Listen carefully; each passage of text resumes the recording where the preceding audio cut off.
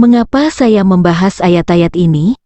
Saya membahas ini karena ada kaitannya dengan Yesus yang diimani di dalam kitab Injil yang disinggung di dalam Al-Quran yang disebut dengan nama Isa Al-Masih, tetapi dipahami secara keliru. Bukan hanya dipahami secara keliru, tetapi justru menuduh kitab Injil telah dipalsukan karena Yesus disebut Tuhan. Oleh karena itu saya akan membuktikan siapa yang mengubah artinya, supaya jangan ada dusta di antara kita. Sebagaimana dalam video saya sebelumnya, bahwa tujuan awal Muhammad adalah untuk menyebarkan Taurat dan Injil kepada orang-orang Mekah dan sekelilingnya dalam bahasa Arab, seperti yang tertulis di beberapa ayat Al-Quran Surah Al-An'am ayat 92, Quran Surah Al-Ahqaf ayat 12, Quran Surah As-Syura ayat 7, yang diperkuat oleh pernyataan surat lainnya, yaitu Quran Surah As-Syura ayat 196-197,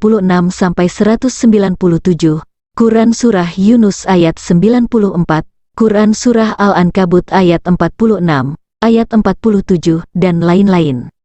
Dalam pengajarannya itu masih dapat dilihat di beberapa teks asli ayat-ayat Al-Quran jika Muhammad mengakui Isa Al-Masih adalah Tuhan. Misalnya Quran Surah An-Nisa ayat 171-175 yang akan saya bahas di video ini. Penyangkalan Isa Al-Masih adalah Tuhan diduga terjadi setelah Muhammad meninggal, seiring dengan munculnya ayat-ayat yang mengubah kiblat agama Islam dari Yerusalem ke Ka'bah, tempat penyembahan berhala-berhala orang-orang Quraisy. Untuk mengetahui mengapa saya mengatakan ini, silahkan Anda tonton video saya yang berjudul Muhammad lupa di mana rumah Tuhannya. Untuk itu, saya mencoba menunjukkan makna original teks Al-Quran Surah An-Nisa, ayat 171-175, yang sebenarnya mengakui jika Isa Al-Masih itu Tuhan, tetapi kemudian makna dan tafsirnya dibelokkan, untuk mendukung misi mereka untuk kembali ke agama pagan mereka di Ka'bah setelah Muhammad tiada. Isa menurut Surah An-Nisa ayat 171. إنما المسيح عيسى ابن مريم رسول الله وكلمته ألقاها إلى مريم وروح منه. Wa kalimatuhu artinya, dan kalimatnya. Waruhun minhu artinya, dan roh darinya.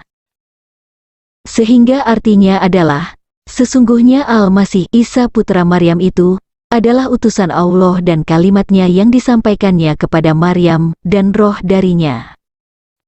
Ada tiga yang terlihat di ayat ini, yaitu, Allah sebagai sumber, kalimatnya dan rohnya.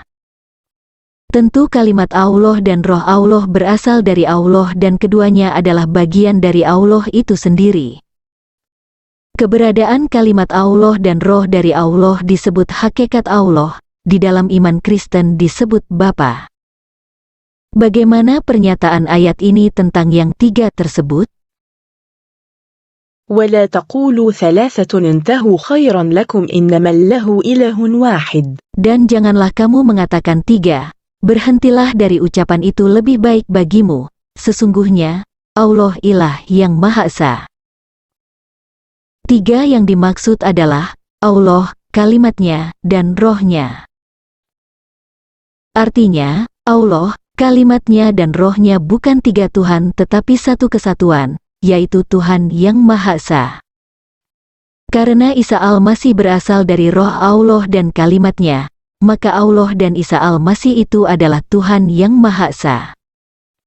Dari sini jelas jika Isa Al-Masih bukan sosok lain yang dipersekutukan dengan Allah, tetapi karena ia adalah roh Allah yang menjadi manusia dan ia adalah kalimatnya.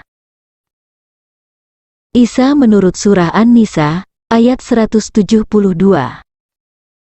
Ayat ini adalah lanjutan dari ayat sebelumnya, yaitu Surat An-Nisa ayat 171.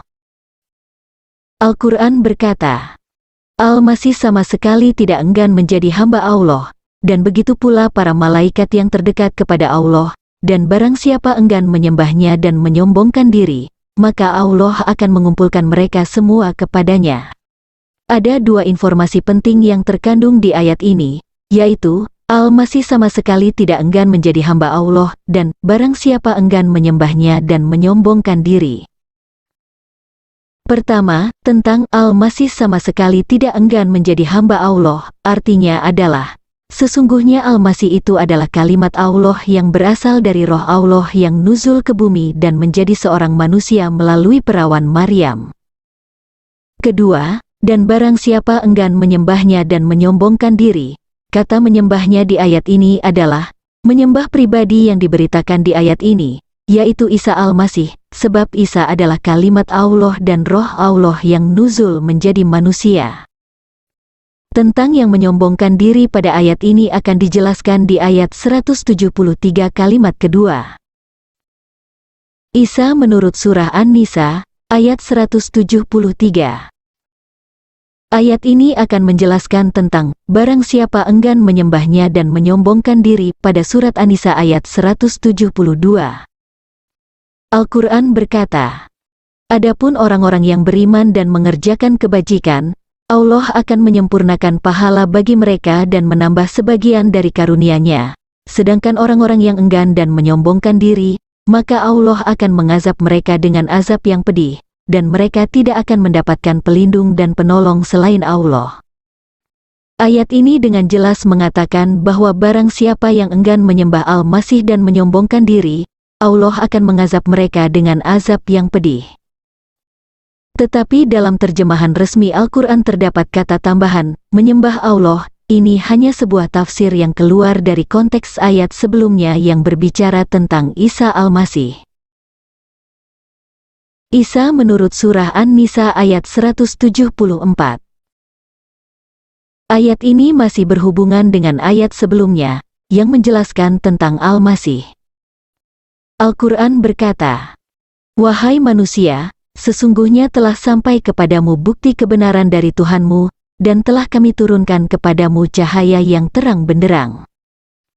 Di dalam terjemahannya, disisipkan nama Muhammad dan Al-Quran, padahal surat An-Nisa ayat 153-175 adalah membahas tentang Taurat dan Injil, yaitu tentang para rasul terdahulu, ahli kitab dan Isa Al-Masih, dan di ayat 175 masih bicara tentang jalan yang lurus, yaitu Isa Al-Masih itu sendiri.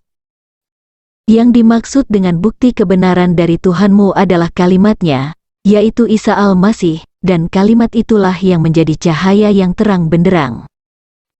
Bukti kebenaran dari Tuhanmu juga disinggung di Quran surah Maryam ayat 34 yang berkata demikian, itulah Isa putra Maryam, perkataan yang benar, yang mereka ragukan kebenarannya. Dan yang diturunkan sebagai cahaya yang terang benderang adalah yang berasal dari kalimat Allah yaitu kitab Injil. Ini juga disebut di surat lainnya, yaitu Quran surah Al-Ma'idah ayat 46 yang berkata, dan kami menurunkan Injil kepadanya, di dalamnya terdapat petunjuk dan cahaya. Di dalam agama Kristen, Injil itu adalah kabar baik, yang isinya adalah tentang Yesus dan perkataannya yang disebut firman Allah. Muhammad adalah manusia biasa yang memiliki dosa, bukan bukti kebenaran yang turun dari Allah. Muhammad hanyalah seorang hamba yang butuh keselamatan. Isa menurut surah An-Nisa ayat 175.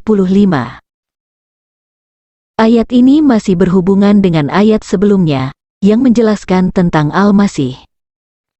Al-Quran berkata, adapun orang-orang yang beriman kepada Allah dan berpegang teguh kepadanya, maka Allah akan memasukkan mereka ke dalam rahmat dan karunia darinya, dan menunjukkan mereka jalan yang lurus kepadanya.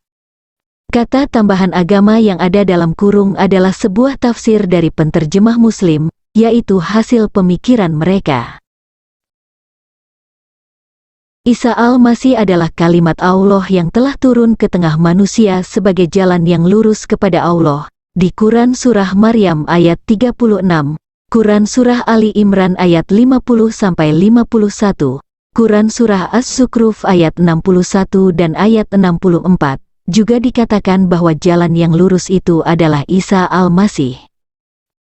Terjemahan dan tafsir para ulama Islam terhadap ayat-ayat Al-Quran yang berbicara tentang Isa Al-Masih tidak jujur, selalu dibelokkan untuk menyembunyikan keilahiannya, lalu diarahkan kepada Muhammad untuk mengangkat derajatnya.